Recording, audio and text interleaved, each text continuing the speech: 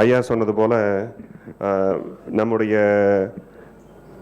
பெருமையை, நம்முடைய வரலாற்று உண்மைகளை மற்ற நாட்டிடம் பேசும் பொழுது ஆங்கிலத்திலோ அல்லது அவரது மொழியில் பேசினால்தான் நாகராஜன் போல தமிழ் உணர்வாளராக இருப்பதை விட தமிழ் ஆய்வாளராக இருந்தால் தான் நம்முடைய வரலாற்று உண்மைகளை பிறருக்கு சொல்ல முடியும்.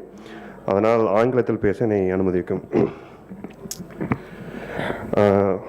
Honorable Excellency, I like to, Balu Ayya mentioned I will talk about the Tamil-Korean language connection, but actually I'm going to generally talk about Tamil and Korea, so not only the language. So he mentioned, Ayya mentioned about the pointing words in Tamil, adu, idu, udu, but udu is not used in present Tamil Nadu, but Yalpanam still it can be used. Similarly in Korea you see the similar things as a pointing words still exist in Korea. Ikot, chokot, kokot. That's a very, very unique connection between the Korean language and Tamil language, because many language, even English, they use this and that. But there is no Urdu in different language. But very interesting connection. But a lot of people talk about Korean and Tamil connection. But actually people say, lot of Chinese words in Korean. How can you say Korean and Tamil are connected? So there is a very simple example. You see the English language, lot of words from Latin. But you compare the grammar, Latin grammar and English grammar, it's very different. So English accept thousands of Latin words, but intact the principle of the English grammar. Similarly, you see the Korean language, it's accept the thousands of Chinese words, but the Chinese grammar didn't influence even a single point to the Korean grammar. So that's why in 1905, but actually, Homer Hilbert, in 1896, 124 years ago, he mentioned there is similarities between Korean grammar with the South Indian language, Dravidian language grammar. So it's very interesting, if you see the interesting between the grammar linkage between the Korean and Tamil. And also, Professor Kannan mentioned, which also, you talk about the Korean history. People in Korean story, the legendary story says how the Korea was created. The founding father of Tangun, he come from the heaven, and he sit under the sandalwood tree. But in Korea, it's not tropical country. You don't find the sandalwood tree in Korea. Sandalwood tree, is in the Western Ghats of India, the origin of the sandalwood tree. So it's it's a legendary story. Many Koreans believe, although it's a legendary story, many Koreans believe the founding father of Korea is the Tangun. Tangun sit under the sandalwood tree, the Korean generation or Korean people evolved. It's a very interesting connection. So like that we can, and also, probably I like to show you this is a Korean fan. This dance is called Gangang Sule. It's one of the UNESCO heritage moment of the Korea, but there is very difficult to find what is the exact meaning of Gangang Sule. But if you see the principles of Gangang Sule, it's just like a Tamil Kumi. It's a very women-centered activity. So mainly only women's involved. Only one woman will take the leading role to share their stories, what is happening in their village or what happening in their home. Similarly, in our Kumi, if you go to the rural Tamil Nadu, still the Kumi songs exist. And also very interesting, the Kumi songs also form in a circular form. The Gangang Sul, they also form a circular form. And the one women singer will lead, other will follow the chorus. They follow the stories, they share the thoroughness, what happening in their home and the surrounding. So very interesting. And also, if you see the Sangam literature, there are some games for the female, women's only. Panangal, we say still in Korea, Konginori. Still, if you go to Korea, all the elementary school students, play the panangal with the same 5 stones. But instead of stone, they use the plastic now. It's a more technologically advanced version of the konginori. But it's a very interesting, and also unjal. If you go to the Korean traditional festival, Tano is a swing, is a very important event or a game for the female. So if you see the Sangam literature, you also see the unjal is one of the very important for the female to kind of entertainment. And also the same festival, you see the Korean women go into the river, they soak their hair in the water. So we call punaladal, Thai punaladal. Still we exist in the very interesting, you talk about the women's are, very conservative way, but you see the old connections, we are very liberal, similarly in Korea, you will find the similar things between the two the countries. And also people mention, okay, go to the appa amma, that's a very first word many people say in Korea and Tamil, they say appa amma, but actually it's apoji is a very honorific form. Amoni is an honorific form, but in colloquial they call appa, omma, right? So, but you see, the Chinese word, fumu, like fumu parents, fuchi, muchi, like this. It's very different. The very basic difference between the two languages, they call father and mother in very different way. And also we call chittappa, periappa, right? So similarly in Korea, and you call as your father's brother as 큰 아버지, 작은 아버지. So similarly, we have chittappa, periappa, 작은 어머니, 작은 아버지, 친엄마, பெரியம்마. Anni for elder brother's wife. Yeah, we call Onni. So Onni is the elder sister. We call Anni. So it's a very. But this is you don't really find in Chinese. That's a very important thing. We have to prove not only the Korean and Tamil is similar. We also have to prove that word doesn't exist in Chinese. It's a very important role, because why we feel very difficult, because we have to learn not only Korean, we have to learn Chinese. So we have to be trilingual to prove this connection. Like this, you try to touch the different aspects of the game, and also we have ilavatakal. In order to prove, you are a masculine male, you are a very powerful man, you have to lift the stone to prove you are like a Viram. Similarly, in Korean villages, the folk culture, you can see there's a village, there is a stone represents you. In order to enter the army or in order to prove you are Viram, you have to lift the stone. Otherwise, they don't consider you are a male or eligible to enter into the army. So like that, you can keep on doing. So Halbert is not. We didn't start this one. Actually, these things started by the Homer Halbert. Homer Halbert basically he read, although he is not fluent in Tamil, he read the Caldwell's comparative Dravidian grammar book. But actually, Homer Halbert also have a connection with India. His maternal grandparents were in India and also in Sri Lanka. So eventually his grandma was died in Coimbatore, nearby my hometown. So he has some Indian root. And so the moment Halbert entered into the Korea, he feel, who is this Korean people? They are not Chinese, they are not Japanese. So he have a different story. He say Turanian. So from Central Asia, two kind of people, Turanian people. One people migrate coming to the Indian peninsula. They stay for I don't know how many years. And later on from Malay Peninsula and from the Philippines, Formosa, Taiwan, they enter into the southern part of the Korea. So other Turanian people from Central Asia, from Mongolia, they come to the northern part of the Korea. So these people live separately. When? Until the Shilla kingdom unified the whole peninsula, the two people live separately. So once Shilla unified the Korean peninsula, the southern people culture, language, folk culture start to influence the whole peninsula culture. And the southern peninsula culture, that is our southern Indian culture. So there is an island called Jeju, is a more subtropical climatic condition in Korea. You go to the Jeju, very unique thing with the Jeju is the women divers, Haenyo.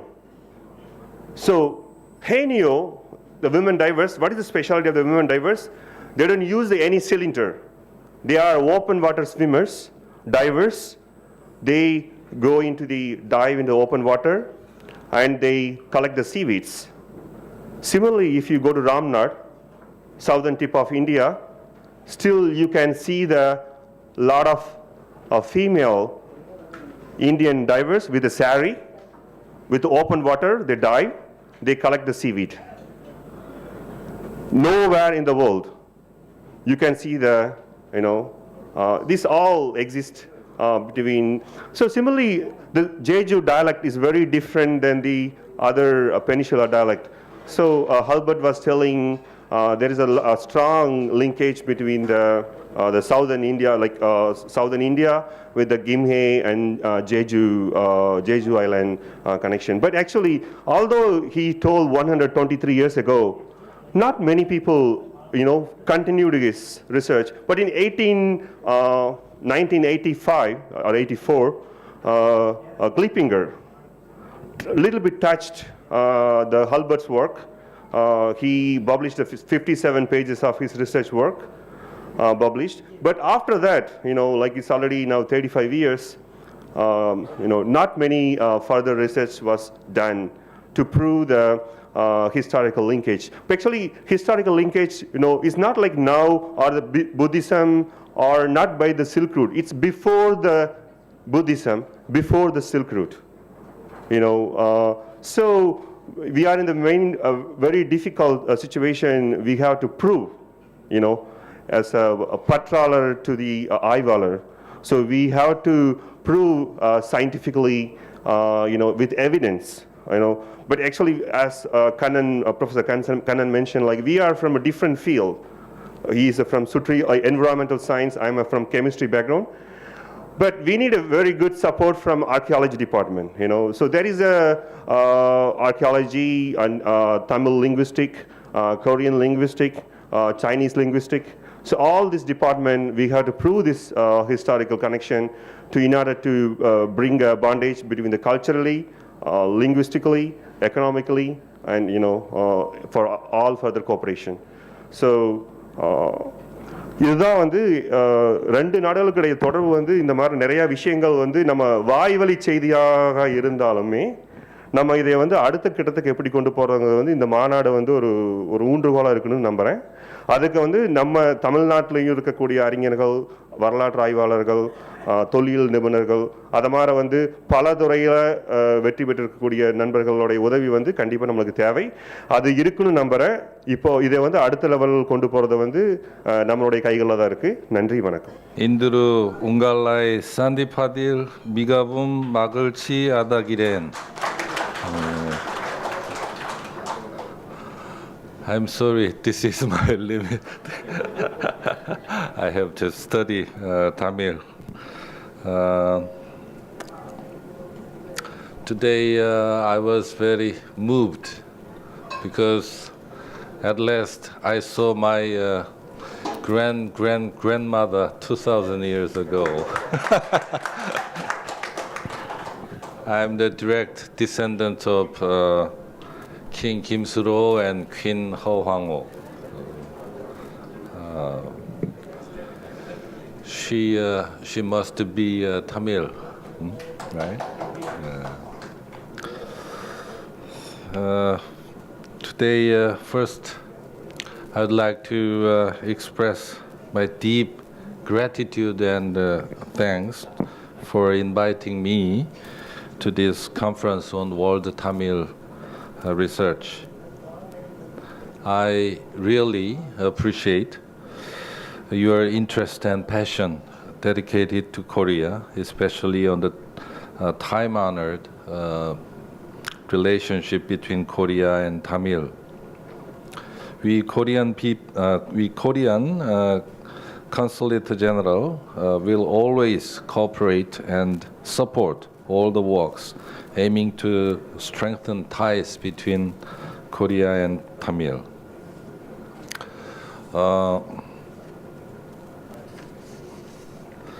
Korea and India has at least 2,000 years of history of exchange. But if we use a time machine to go back to the ancient time, we will probably find much more evidences than we have now.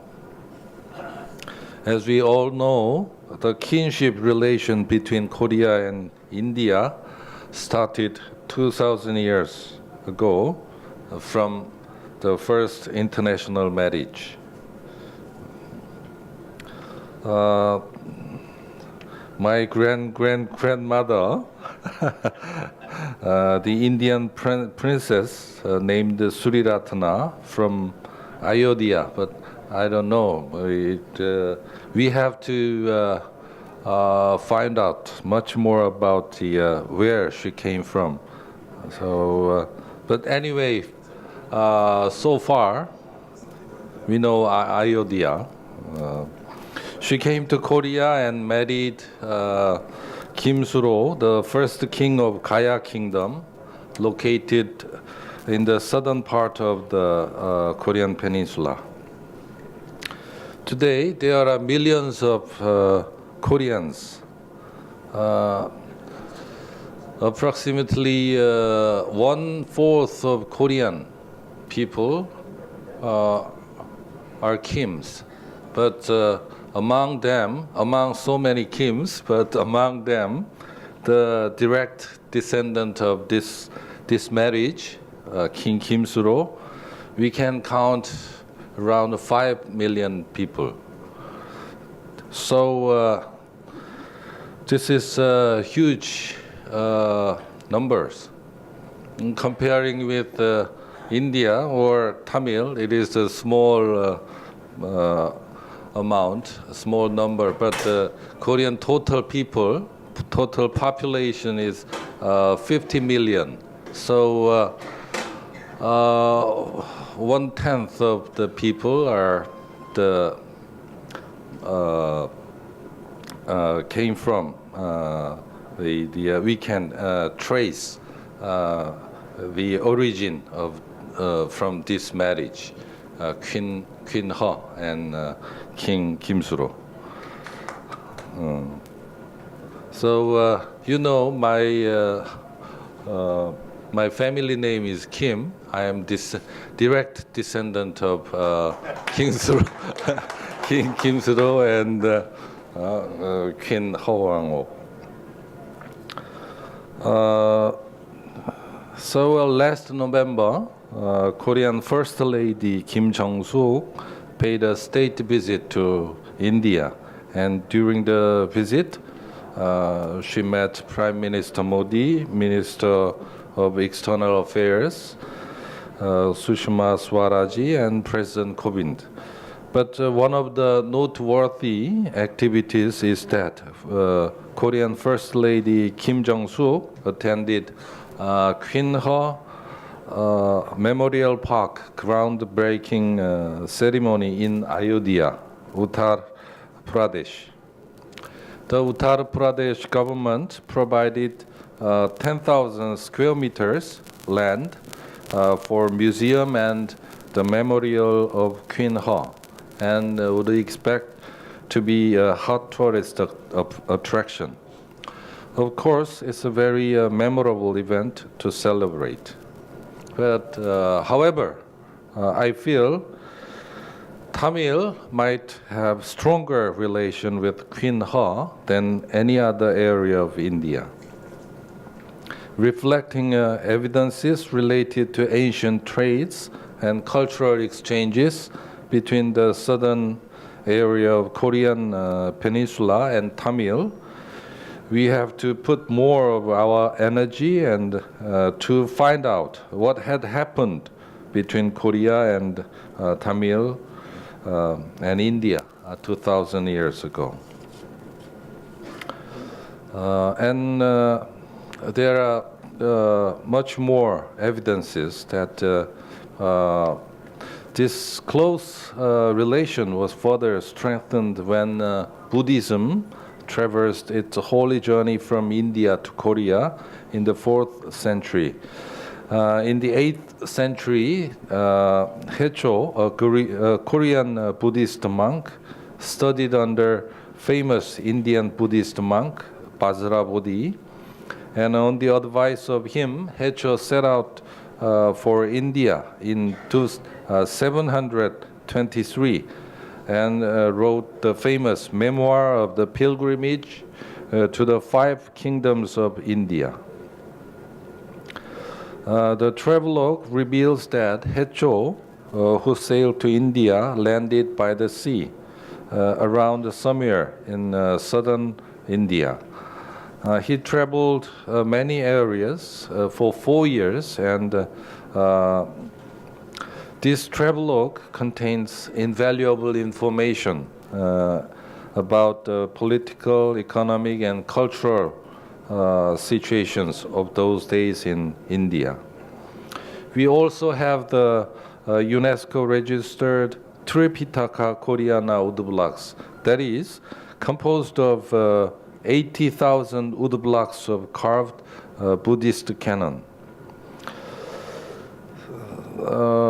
And in Korea, in unified Shilla, we can trace the Indian Apsara. The Emmy level of the unified Shilla in the 8th century. There's the beautiful flying Apsara. So Apsaras flew not only to all of Southeast Asia, but also to Korea. It's just a fantastic story of cultural diffusion from India to Korea. I'm quite sure that we need to study the Indo-Korean history of exchange with more imagination, as there must be so many mysteries waiting to be found. And in South India, we have 350 Korean companies in Chennai, and 4,000 people. And we have another, in South India, we have another 100 more Korean companies in Bengaluru and Anantapur. And we can count 2,000 Korean people there. So just in South India, we can count 450 Korean companies and 6,000 people. So, as Dr. Kanan said, that this relationship is very, very strong, and in the future, there will be more Korean companies and people. But I think the fundamental, the foundation of this Korea-India relationship should be on the mutual understanding between Korea and India and the Tamil people. So we will fully support all the activities that the to strengthen the relationship between Korea and Tamil Nadu and South India in every way. And lastly, I sincerely hope that all the prominent academics working for World Tamil Research would further find out and cultivate the firm foundation of mutual understanding between Tamil and Korea. Thank you.